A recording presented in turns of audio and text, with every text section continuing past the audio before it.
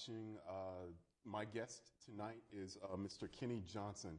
Kenny is the author of his first book called The Last Hustle, A True Story. It documents his life as a, well, actually, Kenny, how would you define yourself even? It's like, as you look back on your life and development, how would you describe yourself? As a young man who was confused, lost, and was in search of himself, or the meaning of life, really.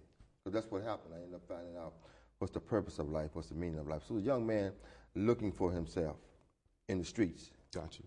In the drugs. We'll certainly talk about that, but I wanted to start, though, with what was the process of officially writing this book? What was the motivation to put your life down in this way? In 2006, I started a nonprofit. Well, I got out of prison in 1997, and for 7 years I was on parole, trying to get my life together, trying to make sense of the streets in a world that I had never really lived in before as a reformed person. And in the process of that, I met some people who were doing prison work in San Quentin. And they heard about me. Matter of fact, his name is Bo Lozoff. And Bo Lozoff was like the godfather of prison visitation. And so he invited me in to go in with him. And I was able to go into San Quentin. And I was visiting the inmates and talking to the inmates and go on sometimes 3 or 4 times a week. It just hit me, and I said, this is not working. I need to be able to clone myself. So, got you. And this works, I guess, is a pretty good introduction to your life and stuff.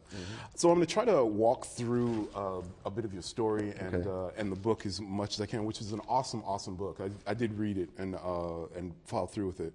What was your family's response to after this book was done? Because certainly they also probably got more information out of this than they ever knew. Yeah. So what does your family say, and how they respond to this? Well, I have a daughter who's 46 now, and 2 years ago she was about 44 years of age, and my mother, all of them live in Kansas City, Missouri. Okay. So what I did first, I took the manuscript and I sent it to my mother and my aunt. I said, listen, we're about ready to go to publish it, but before we publish it, I need you okay. You need to sign off on this book, on the story. So my mother sat down. She read the whole manuscript in a matter of a day or so. She says, I'm okay with everything. She says, I don't know how you survived all of it. Because she never knew. She says, but there's one thing that you got incorrect, and that was the passing of my uncle. I said, well, what's the story? So once they gave me the story, I went back to my editor, and she went to the publisher. We changed the stories. She says, go ahead and print it. So that's how it came about, because if my mother had said no, well. Got you. Because, I didn't want to put anything out there that she would be, ashamed of, embarrassed, or whatever the case may be. And my daughter, once it was published and done, and I sent her a copy, she said she went to the garage and opened it up, and for the next, she said it was about 4 o'clock in the afternoon, so by the time she finished the book, it was dark. Before she realized, like, wait a minute, I haven't put my eggs in the fridge. I'm sitting there reading the book. She immediately called me and says, I love it, Dad. It's a good book, great book. She said, I learned a lot about you that I didn't really know, So, and a lot of stuff was on the cutting floor. Sure. Which is interesting to me too. What is the process of creating this? Was it like a series of interviews? Did you sit down and okay? It was like this. We would turn the computer on, and we would just sit down and talk. Okay. Because she says, you have more of a conversational tone, which the reader can ride with that better than you're sitting down trying to write out the story, because I was constantly editing myself. Sure. And so she said, we'll be forever trying to get it done, so let's just sit down and talk. So I would drive to Ashland, Oregon, like on a Sunday night, and stay there all week, and we would get in the office and turn the tape recorder on, and just talk 9 hours, 8 hours. I mean, I would suggest to everybody, no matter who they are, write a book. Wow. Write their story. Yeah. Because you'll be amazed, because after I came out of the whole process, then I had to go and deal with a lot of thoughts and feelings and emotions that I didn't even know were there. It was like an archaeologist going back and finding old skeletons and pieces of bones and teeth, and I said, where did that come from? And it would come in the form of flashbacks, images, or, so I said, what is this? So I went to a therapist friend of mine, and she sat down and she says, let me call somebody who's a good therapist so you can just sit and just talk some things out. Wow. Because thoughts was coming up that I didn't know where it was coming from. I tried to ask my mother, my mother's old school. She's 85 years old. So old school, they don't really want to, they ain't trying to talk about, Sure. What's in this closet. Certainly. Just leave that alone. Leave that door locked. Yeah, leave that door locked. So I had to go find some other way to do some healing, some work around things and feelings and emotions that I had unearthed in the process of writing the book. Got you. The book starts, there's several characters, real people, in the book that really struck me, but the book starts really powerfully for me with remembering your grandmother and living with her in Arkansas. Yes. What kind of woman was she? In the book, she comes off as so incredibly powerful. Oh, yeah. How would you describe her? What was your Well, one story, my grandmother was extremely powerful because she was in slavery, coming out of slavery, Wow. And so, sharecropper, lived on the systems, the slave masters, plantation. Sure. Because I picked cotton right along with my grandma, Yeah. And so, my grandma she was so tough that she would carry a pistol around with her, and she would use it.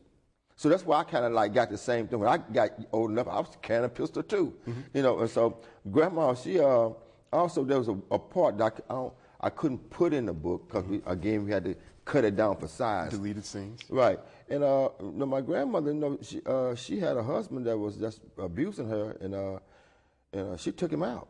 Wow. And they and the whole town protected her. Huh. So that she wouldn't go to penitentiary or nothing. Did the town also think that he was a bit of a... Yeah. It was back in those days, the guy would come on, we would get drunk, come on Saturday night and start beating up on, and so, he was in bed and she just took him out. Wow. My auntie told me about it, but now put in the book and said, Sure. So my grandma, I got a lot of my stuff from her, because even when I got to prison, I had to go to a couple of guys' bed and try to take them out. Because so I got a lot of stuff from her just almost by, coming from that lineage, that bloodline, Got you. And so my grandmother was probably the most powerful influence in my life because I never knew my grandfather because. Oh, okay. All right. Gotcha. And my father, the moment I was conceived, as you know in the book, he disowned me. Okay. So I never really had a strong male figure. So a lot of the females were my teachers and guides and mentors. I didn't want to jump around too much because I certainly want to ask about that. But since you brought it up, that is a question. It's sort of like, because it feels like for yourself and for a lot of African American men, there is something missing with us as far as teaching and raising young men in order to be men. Right. And reading your book, I didn't sense like a lot of positive influence from older men really until your story reaches prison. It's like, how did you learn to be a man, I guess? It was really in a joint. It was in penitentiary. It was in a joint because in the joint you walk in, you got to pick your hands up. You got to start protecting yourself. I went to Boy Scouts when I was out in the streets at 13 and 12 years old. I went to Boy Scouts. I was a nice Pythagoras. I was in a drill team. Went to the Boys and Girls Club. Had a few male figures in my life, but they wasn't really strong or powerful. Because I had a mother who loved me, but she took a strap to me. So there was that. She was everything. She was the mother, father, everything. So I never really got a chance to really start connecting with the male energy until I got to the joint. Got you. And that's when I started seeing the wise cows walk in the yard and said, that guy got some wisdom. That guy got some game. So that's why I just started watching the jungle that I was in, trying to see which one who do I want to get some knowledge and wisdom from. You know, so that's how I really tapped into that male energy. Yeah, I feel like that's like a missing element as far as like raising black boys in this country. And I'm like, based on your experience and looking back over your life now, what can be done?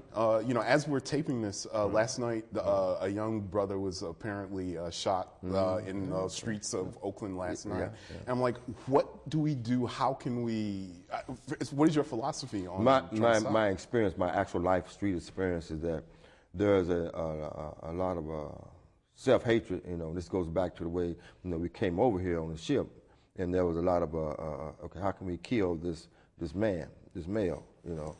And so there was a lot of indoctrination through the church, preaching and emasculating, you know, the male, and giving our energy and our power away to, you know, other, you know, imaginary gods. You know, I mean, my first time I realized that my first connection with religion or God or a powerful male figure was through the Jesus with the white hair, you know, and so I gave it to that, you know. So I started giving my energy, my male, my God, and my bowing, you know, to the Caucasian, to the man, you know.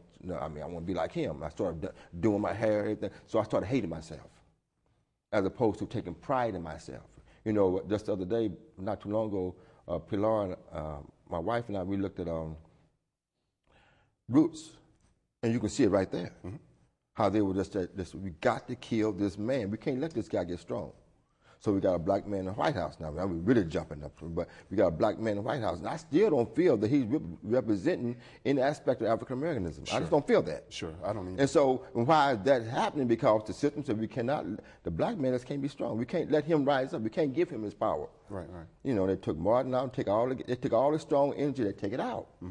Because why? They want to keep this energy, the male energy, down. Gotcha.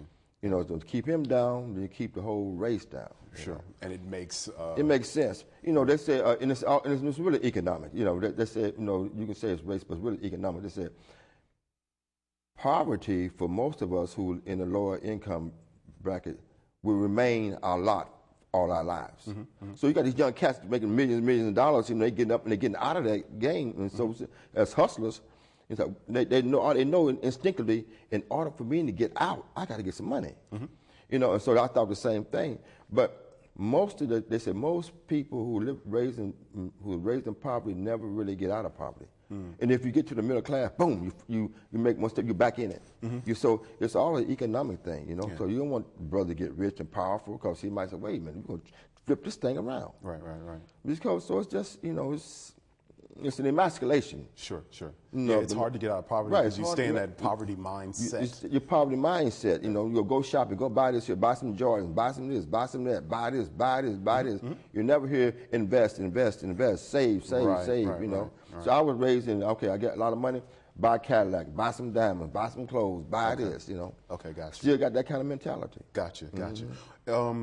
When you're writing about growing up, or at least being a child in Arkansas with your grandmother, you also talk about, like, really you guys had absolutely nothing. Yeah. But, you know, I wanted to be clear too, you were like one of 7 kids, but were you the only one staying with your grandmother at that time? How was the family divided, and why did your mom send you to live with her? I forget exactly how old I was, but there was two other siblings, Cynthia and Lemuel and myself. And my mother, through my aunt, met a man in Kansas City, Missouri. And so she, she skied up to Kansas City and left me there with Grandma. I was happy. Okay, sure. But Grandma was spoiling me, buying me everything, so I didn't want to go up there, you know. Of course. To the unknown. And so I stayed with Grandma until she got tired of me and then shipped me up there to Kansas City to be my mother. Gotcha. And that's where my troubles actually started. Yeah, you talk about that transition about leaving your grandma and living with your mom then and stepfather. And I guess your stepfather wasn't much of a role model for you because you had so much more energy from your friends in school. He was an alcoholic. He was too. I mean, he was steady making babies and had an income, the chef cook, working in a cafeteria, and so he was just drinking to numb out to the realization that this is who I am. I ain't really that much. I got a wife, got all these kids. You know, all I really wanted was her, and I got all these other, mouths to feed, and I don't have enough money to do it. And so he just became an alcoholic. He actually died a number of years later, you know, of alcoholism. You know, just ate him up. Got you. And so it was hard. Of course. Hard, you know, coming out of Arkansas, coming to the city, and trying to make sense of all this energy that was coming at me. You know. Sure. So it feels then like that part of your falling into crime and to, you know, thievery and stuff like that as a young man was as part of like being accepted by your peer group. And just kind of like the intimidation from coming from the country to the city. What I saw once I became 13, 14, I started seeing all my peers. They were middle class, you know, and so they was able. They could have the cars. They could have, you know, the young kids had dad would buy them a car, or the father was a preacher or a construction worker, or worked at the car automobile factory. So they had decent income, you know, and so they were able to buy their children's things. And I saw that, and so I said, the only way I can do this is get out here and get busy. Gotcha. You know, because there's no one. I mean, there was no money for me. I was the oldest. There was nothing. There was no trickle down. There was no trickle up. There was no trickle in. There was nothing trickling my way. So I had to create my own stream of income. Exactly. You know what I'm saying? That's simple, you know. Yeah. It's like you write about the I guess the vibrant and seductive energy of doing like crime like that. As far as like, you know, just making a way and living. But, you know, listening to you, I'm like, well, going back, could you have said anything to your younger self that would have made any sense, that would have put you on a different path? No. Is there anything anybody could have said? Okay, now we're going to open it up now. So we're going to open it up, you know, because now we're going spiritual. Okay. Okay. What happens is this. I was talking to a friend yesterday. I just got married yesterday, and wow, congratulations! We were talking about, you know, how my life couldn't have been no other way than what it was. There's no way I would have found God, consciousness, Yahweh, Atman, Brahman, whatever they want to put on this spiritual essence that's everywhere and everything. There's no way I could have found it unless I took the path that I took. It was preordained by the Divine One that I would have to go, you know, in order to get to prison and sit down and pick up books and start reading, studying, and trying to find the meaning of life. See, I didn't have enough money to go to the universities. There was no foreign exchange plan happening for me. You know what I'm saying? It was a prison exchange plan that was devised for poor men. And so I went into prison, and I just started reading. And the more I was reading about Democrats, Republicans, and philosophy, and Christianity, and Taoism, and Buddhism, and I ended up landing into doing meditation and yoga because I wanted to stay at peace while I was in this environment. So yoga and meditation was keeping me at peace amidst this crazy prison environment. And so as I was doing it, meditating and reading, you know, we were saying, well, chant the name of this, or do this, or repeat this. And so it's like focusing my energy, my mind on how to be more centered, more focused, and more receptive to these subtle thoughts and energies and that's vibrating, or the voice that's vibrating at all times. So I had to go down that path. Got it. We all have, each and every one of us have to go down a certain path to find the meaning of life, the purpose of us being on this planet. To God, it doesn't really matter where you go because God's in control anyway. Sure. And it's in control of where you need to go in order to realize, oh, I'm God. Got it. I'm one with God. I am the energy, everything is me. And so once I had that experience in prison, peace is right here. There you go. Joy is right here, right now. The promised land is right here, right now.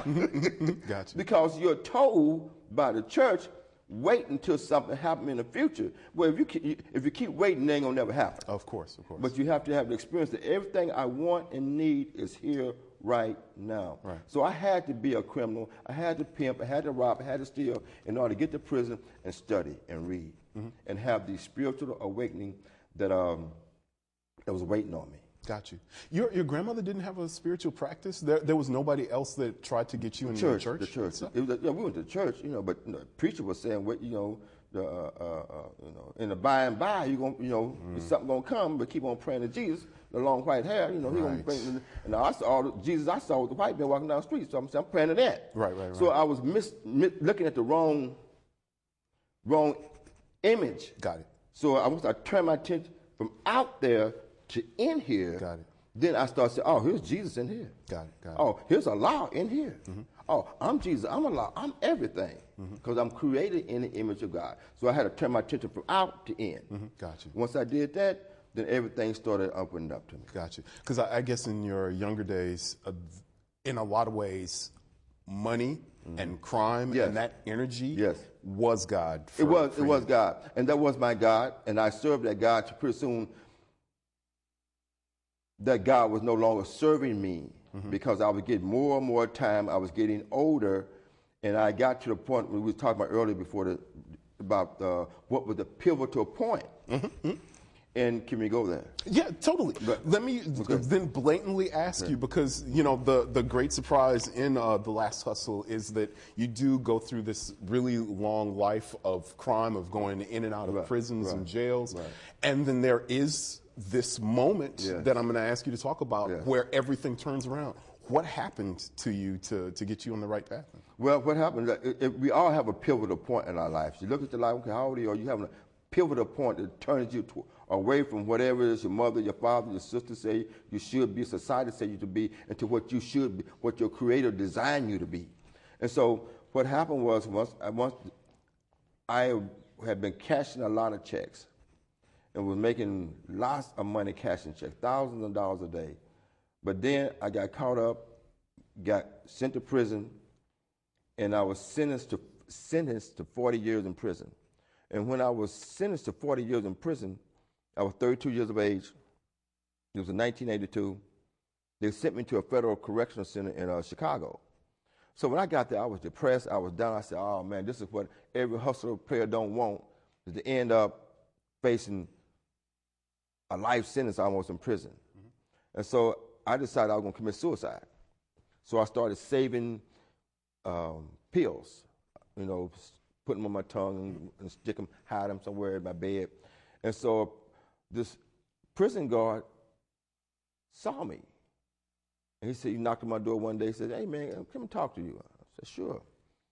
He said, I didn't know what he wanted. He says, that light you're trying to put out, you can't do that. That light won't die. Wow. He says, our Lord and Savior Jesus Christ, he came with the whole thing. He says, is here to save you, and you can turn it around. He says, it's not over with. That light won't die. You can't snuff it out, and I know what you're trying to do. He says, matter of fact, once you do this, see those men out there? Go over there and talk to those men. There's some very positive men over there in front of that TV, and I'm sure they'll be able to help you out. So I feel like, I don't know what you're talking about, man, playing dumb.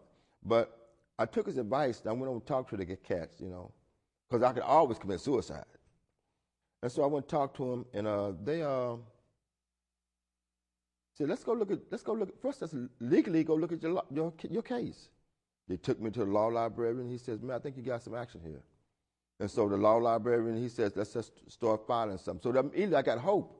So I came back up, and I took those pills and gave them to another one of the guys, the leader of the group.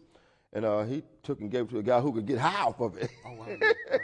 Right. One man's poison, another man's pleasure, right. And so that was the turning point.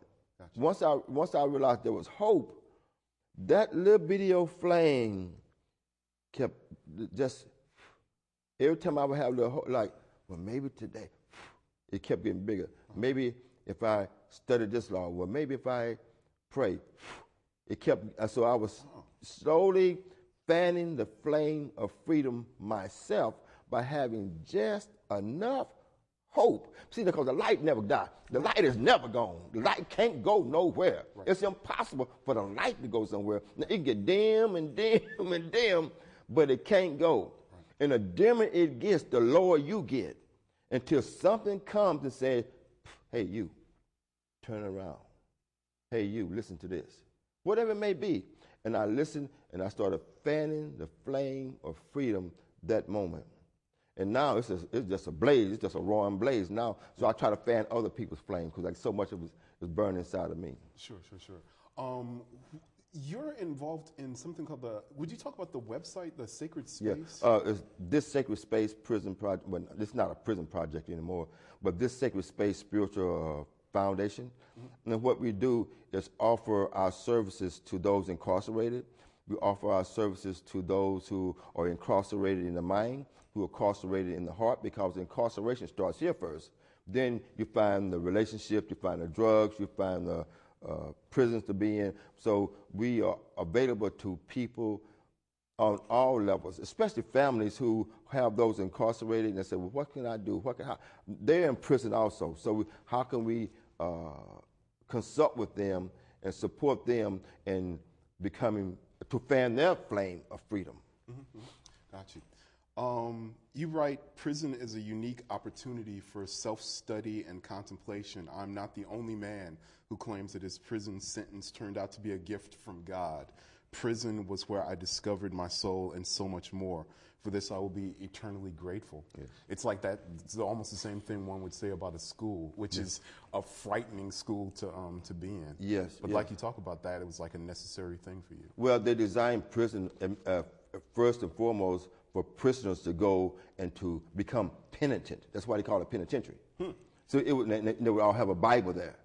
So I just did what it was designed to do. I discovered the true mission and vision of prison and just tapped into it, and then it happened because they knew once you became penitent, you start looking within inside, you're going to find yourself. Mm-hmm. It's impossible not to find yourself because yourself is looking for you. Got you. So y'all both looking for each other. You know, I wish I could spend some more time talking with you, but we're pretty much wrapped on time. Ladies and gentlemen, Kenny Johnson's awesome book, The Last Hustle, documents his life growing up as a young man out of the South and then getting into crime in the Midwest and turning it around and becoming awakened in the prison system. Mr. Johnson, it's a great pleasure to meet you and have this conversation. Hopefully we can do this again later. Yes. But this is Oakland Is. My name is James Cagney. Thank you very much for watching. Have a good night.